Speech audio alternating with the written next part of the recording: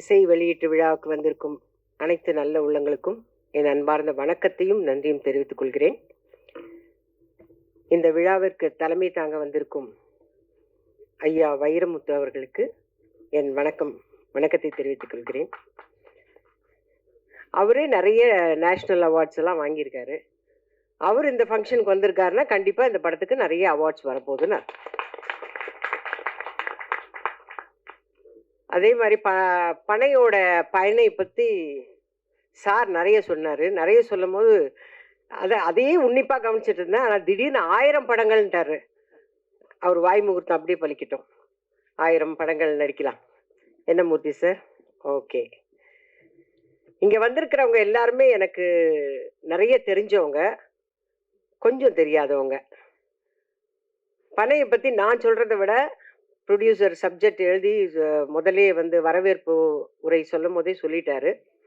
அடுத்து ஐயா ஸ்பீச் கொடுக்கும் போது அவரோட ஸ்பீச்சை நான் கேட்கணுங்கிறதுக்காக ரொம்ப ஆவலாக இருக்கிறேன். கேமராமேனோட ஒர்க் ரொம்ப அழகாக இருந்தது. ஏன்னா ட்ரெய்லரில் பார்க்கும் போதே அந்த பனைமரங்கள்லாம் இவ்வளோ இருந்ததா. நான் நடித்த பனைமரத்தில் அந்த நிழல் தான்.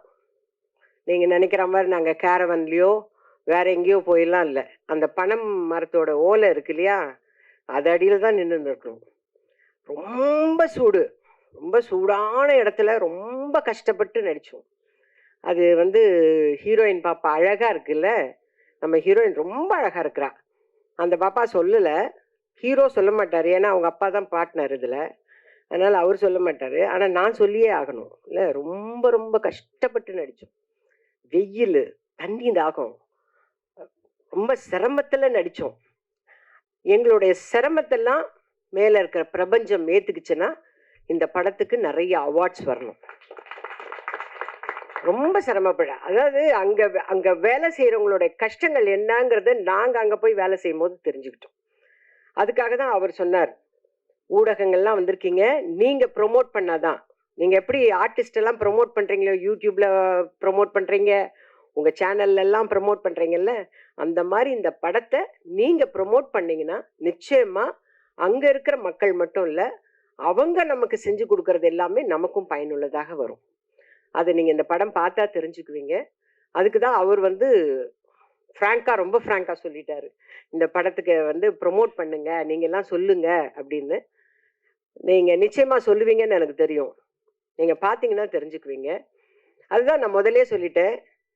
ஐயா வைரமுத்து அவர்கள் நிறைய அவார்ட்ஸ் வாங்கினவர். அவர் கையால் அவர் தலைமை தாங்கி நடத்துகிற இந்த விழா அப்படின்னா அப்போ இந்த படத்துக்கு நிறைய அவார்ட்ஸ் இருக்குது. அப்போ அடுத்து நம்ம சந்திக்கிறது அவார்ட் ஃபங்க்ஷனில் சந்திப்போம்னு நினைக்கிறேன். இதில் ஹீரோயின் ரொம்ப அழகாக இருக்காங்க. ஹீரோ அந்த அந்த இன்னசென்ட், அந்த கேரக்டருக்கு ஏற்ற மாதிரி ரொம்ப இன்னசென்ட்டாக இருக்காரு. நல்லா பண்ணியிருக்காங்க. 2 பேருமே ரொம்ப நல்லா பண்ணியிருக்காங்க. ரொம்ப சந்தோஷமா இருக்கு. இந்த மாதிரி இல்லை, ஆனால் ஷூட்டிங்கில் ரொம்ப கஷ்டப்பட்டாங்க. இப்போ ரொம்ப அழகாக பேசுகிறாங்க ஸ்டேஜில். ஐயா இவர் பேசும்போது சொன்னார், இந்த படத்துக்கு நானும் யோசித்தேன், நம்ம சினிமாவுக்கு ஐயா வந்திருக்காரு. ஏன்னா பாடல் எழுதுனது மட்டும் இல்லை, தலைமை தாங்க ஒத்துக்கிட்டதே பெரிய விஷயம். அவர் ஐயா வந்திருக்காரு, என்ன பண்ண போகிறாரு அப்படின்னு. ஒருவேளை இந்த படத்தை ப்ரொமோட் பண்ணுறதே அவராக தான் இருக்கும்னு நினைக்கிறேன்.